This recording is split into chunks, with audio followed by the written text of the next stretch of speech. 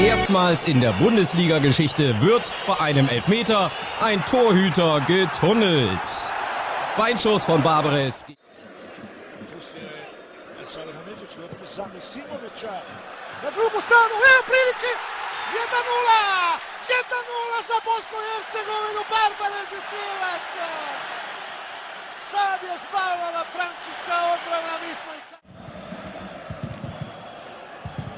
Bolić, Sergej Barbares 1:0 za našu reprezentaciju.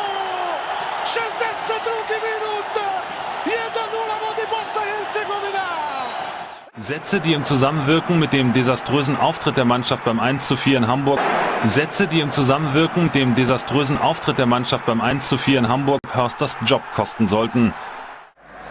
Schneider schaut, passt und Barbares trifft.